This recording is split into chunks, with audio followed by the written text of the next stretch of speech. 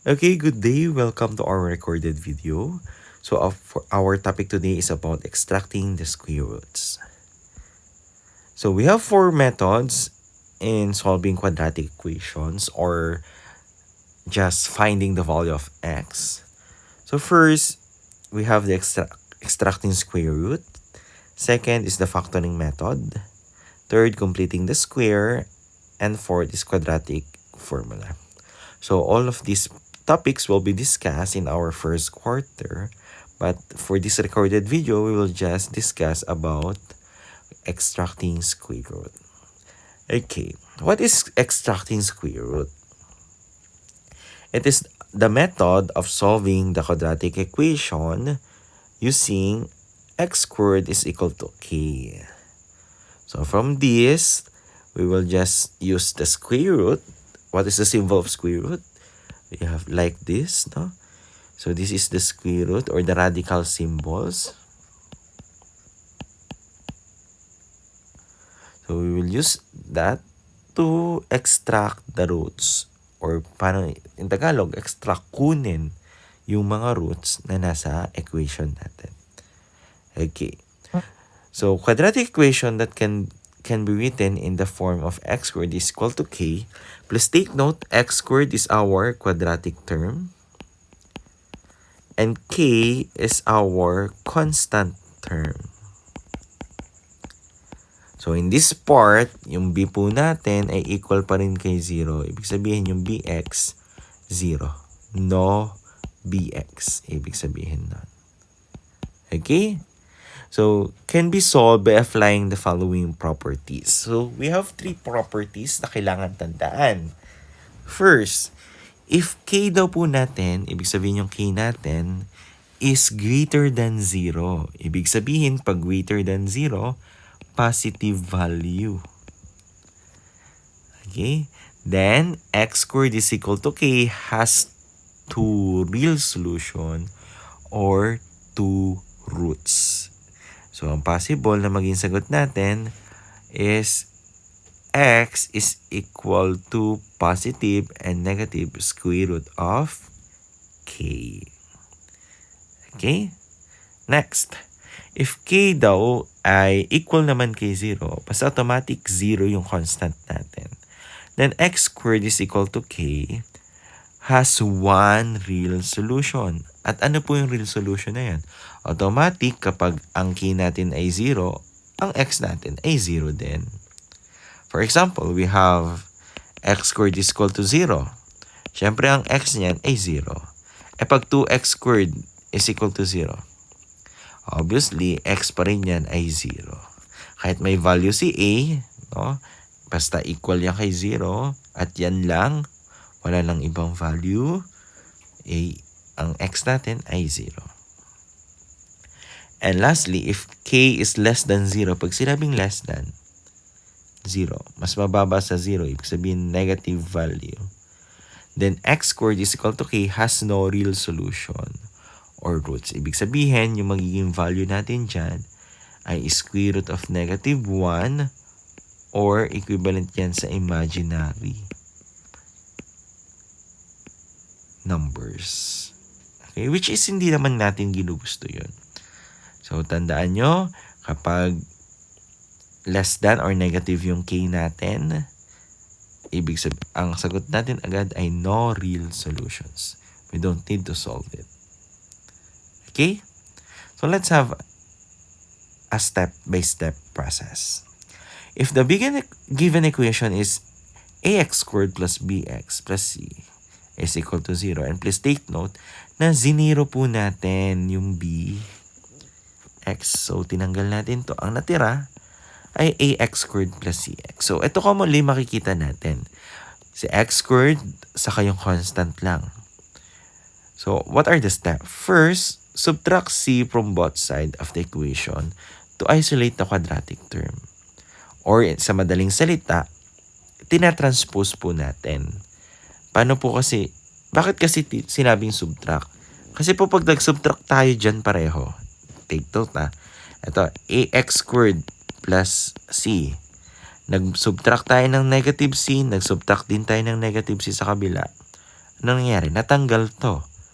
Ang natira ay ax squared is equal to negative c. Ganun din po, di ba, yung process natin ng pagta-transpose. So, just remember, just transpose the constant or yung c natin to isolate from the x. And after that, divide both side by a, yung coefficient na kasama ni x squared. So, ang natira na lang sa atin, di ba, ay ax squared is equal to negative c. So, divide daw po natin pareho kay a. So, makukuha natin si x squared is equal to negative c over a.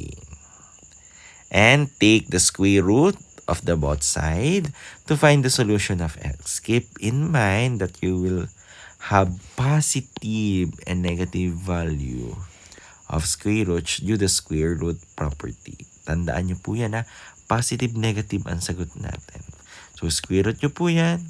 Makukuha natin ang value ng x na positive, negative, square root of negative c over a. Okay? So, it is just the process. So, again, transpose, divide, then square root both side. So, example number 1. Find the solution of the equation x squared minus 16 is equal to 0. So, first step, anong kailangan natin gawin? Transpose. Kailangan po natin i-isolate. So, magiging x squared minus 16 is equal to 0. Transpose lang po natin. X squared is equal to negative 16, magiging positive 16.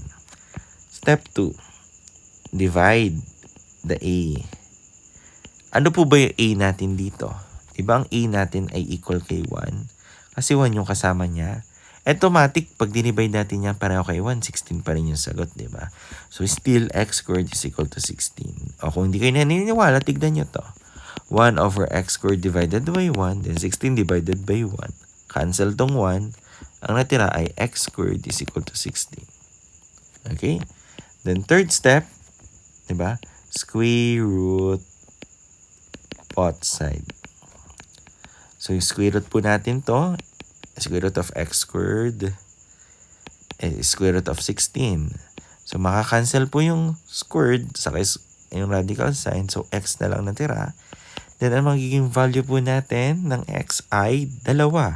Kasi positive, negative dapat ang sagot. Ano po ang square root ng 16? So, pag sinasabi po natin square root, ito ang tandaan nyo, mag-iisip po tayo ng value na kapag pinag-times sa kanyang sarili, yun po yung nasa loob ng ating radical sign. So, ano ba yung number pag pinag-times natin yung dalawang number ay equal kay 16?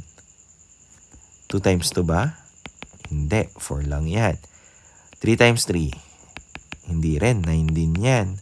4 times 4? So, 16. Therefore, ang square root po pala natin ay 4. Okay? So, yun lang tatandaan natin. Mag-iisip lang tayo ng value na magkamukha. Pag pinag-times, equal dapat dun sa loob ng ating radical sign.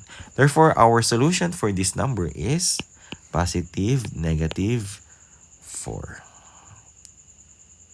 Next, example number 2. Solve the equation t squared is equal to 0. Please take note, di ba? Basta 0, ano ang sagot natin? T is equal to 0. One real solution. Okay? Okay. Next.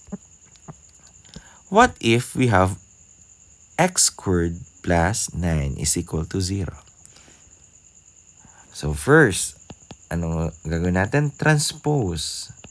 So magiging si x squared plus 9 is equal to 0. Ta-transpose natin si positive 9. So magiging x squared is equal to negative 9. Again, yung divide yung a, pwede na nating lagpasan. Okay na yan. Doon na tayo sa 3. Square root both side. Pag in-square root po natin both side, ano mangyayari? Square root of s squared is equal to square root of negative 9. Take note, wala po tayong real values or real roots kapag negative po yung nasa loob nito. Okay?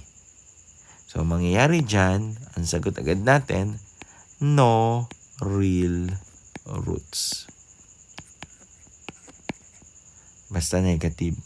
Okay? So, S is equal to negative 9. Square root of negative 9. And negative 9 nga po. Kaya ang sagot natin, no real roots. Okay? Please take note of that. Next, let's have more examples. So, these examples are already discussed at our face-to-face class. We will just review it. So, first step, ano kailangan gawin? Transpose C, yung constant natin. So, magiging x minus 4 squared minus 25 is equal to 0. Ano yung constant? Diba ito lang? So, transpose magiging x minus 4 squared is equal to 25. Then next, hindi na natin kailangan i-divide kasi wala namang value dito, di ba? So, punta na tayo sa next step. Okay na to. Next step na tayo is square root both side. So, square root po natin, square root of x minus 4 squared is equal to square root of 25. So, makakancel to, magiging x is equal to, x is minus 4. So, yung nasa loob po ng parenthesis, matitira yan ay equal daw saan? Square root ng 25. Anong value? Pag pinag-times ay equal to sa 25. Diba 5? So, 5 times 5 is 25. Therefore, ang root niya ay 5. So, positive, negative, 5. So, ito na po ba yung answer? Take note, no? Isolate x dapat. X equal blank ang sagot. So, dito din gagawin natin yon. Magiging x, transpose mo si negative 4, magiging positive negative 5 plus 4. So, may dalawa po tayong value niyan. So, pwede yung x natin ay equal kay positive 5 plus 4. And yung x natin ay negative 5 plus 4 pa rin. So, 5 plus 4 is 9. So, isa na to sa sagot natin. Then, negative 5 plus 4 is negative 1. Isa din sa sagot natin yan. Okay? So, let's have a checking. Tignan natin kung tama ba yung sagot natin. Check natin. Paano natin i-check? Isa-substitute po natin yung value ni 9 at value po ni negative 1 sa equation natin. So, magiging 9 minus 4 squared minus 25 is equal to 0. So, si x, pinalitan po natin ng 9 kasi 9 yung una naging natin value. So, 9 minus 4. Di ba 5 squared minus 25 is equal to 0? Which is 5 squared ay 25 din. So, 25 minus 25 is equal to 0. So, 25 minus 25, 0, 0. So, dapat maging solution po. Therefore, kung solution yan, ibig sabihin 0, 0, o magkamukha yung equal niya, tama yung 9 natin. Try natin kay negative 1. So, meron tayong negative 1 minus 4 squared minus 25 ay equal kay 0. So, negative 1 times minus 4 is negative 5 squared minus 25 ay equal kay 0. Negative 5 squared ay 25. So, 25 minus 25 ay 0. So, 25 minus 25, 0 din po yan. So, 0, 0 din. So, therefore, this is a solution. Okay? So, checking lang yan, no? Kung nahihirapan kayo. Or in our exams, no, possible maglalagay yan ng number A, B, C, D. Ibig na mag-solve, substitute mo na lang yan. Kung ba ang binigay sa'yo ay 6, 7, 8, 9. Substitute mo lahat. Basta dapat mag-0, 0. At ang mag-0, 0 dyan ay yung 9 nga lang. Kaya, check. Ang tamang sagot ay yung 9. Okay? So, let's have more example. Number 5. So, t squared is equal to 81. So, again, na-transpose na natin. So, check na yung transpose. Number 2, ano pa? Divide. Okay na din yan. Number 3.